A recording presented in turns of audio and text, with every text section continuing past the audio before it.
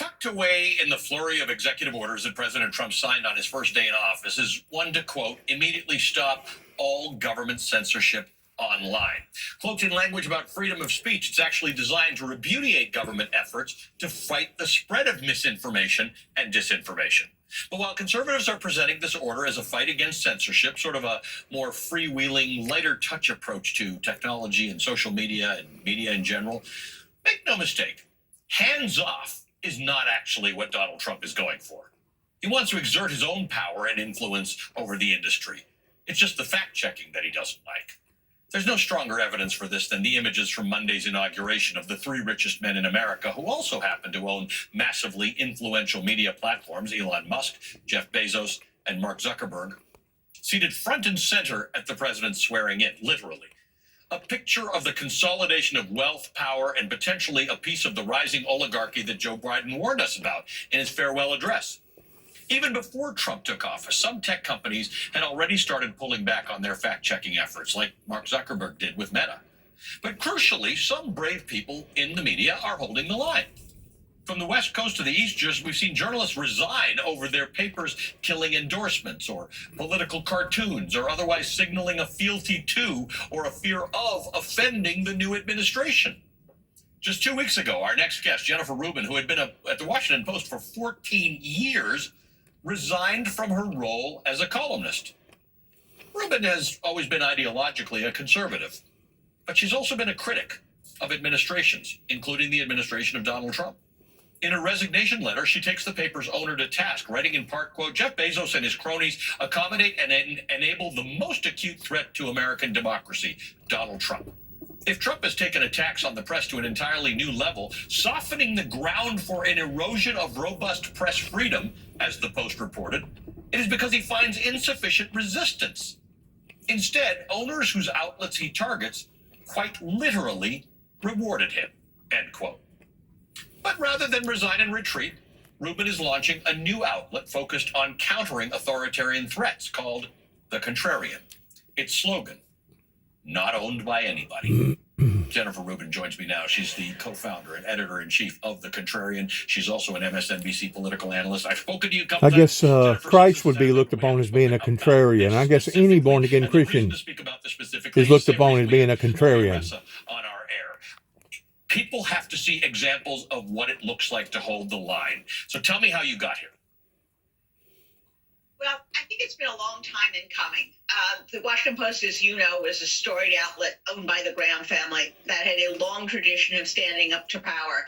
One of the principles was that a newspaper owner shall not use the newspaper for his or her own financial advantage. And that is what is going on. When you have media owners, including Jeff Bezos, who sees his own business quite apart from the media, in this case, his space business, or Elon Musk's business that is dependent in large part upon the government.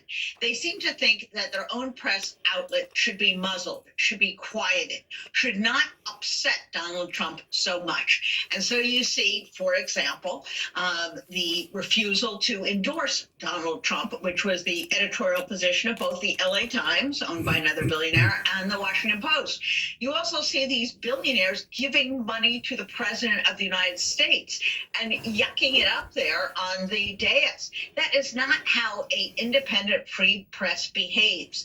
Their obligation is to the public, not to themselves to advance their own businesses, and certainly not to ingratiate themselves with Donald Trump. So what happens? Slowly, journalists get the message that their credibility is being frittered away. The public is not necessarily going to see them as the fierce advocates. Tremendous journalists on our news side and some of my former colleagues on the editorial side have left for other papers because they felt they could not do their best work. Paul Krugman just had an interview with the Columbia Journalism Review explaining that he was told to write less, that he was being more heavily edited. This is Paul Krugman, a Nobel Prize winner and a phenomenal voice on economics, was essentially being muzzled. And if journalists allow this to happen, if they allow owners and large conglomerations to repress and suppress what they have to say, they are also enabling the authoritarian regime. So I, together with my partner in crime, as it were, Norm Eisen, decided to form the Contrarian. And the Contrarian is overtly pro-democracy. We say it. We're not going to let democracy die in darkness or in plain sight, frankly. We are going to attack authoritarian moves that degrade, that destroy democracy. And one of the things we're going to do is bring in a lot of voices that maybe the mainstream media has overlooked, younger voices, voices from people of color, voices from across the political spectrum. And the only thing they have to do is be in favor of democracy, right, have something interesting and fun to say. And we're also going to talk about culture. We're also going to feature, we sent a goodie bag home with our subscribers over the weekend, a cartoon, a cookie recipe, and a cat favorite pet of the week. Why are we doing that? Because you have to maintain joy. You cannot let them crush your spirit. You cannot let them have you mope around, give up hope, refuse to engage with other people. Joy, culture is one of the ways we fight back against this gray, oppressive, thuggish authoritarianism. I've been tired all morning. You and I know, we were at work last night. We were up this morning. I've been tired all morning, and I'm just suddenly re-energized by that last point you made. We're going to have to remember that in dark times and in bright times, joy, culture.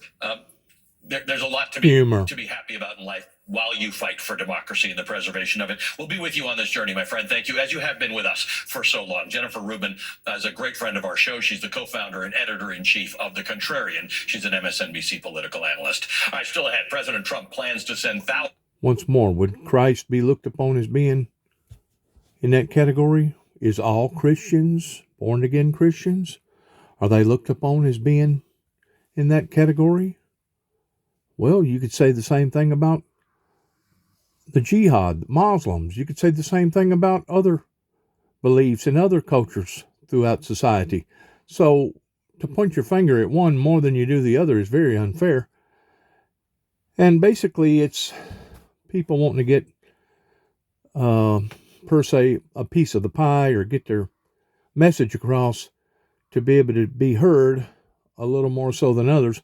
And right now, with social media being like it is become very compatible with old standards, old ideals, old people using old methods.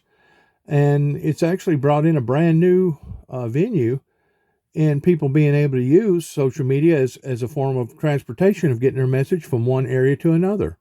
I actually admire social media, and I thank God that I can use social media on my particular platform in telling my testimony. Thank you, God bless you, and shalom.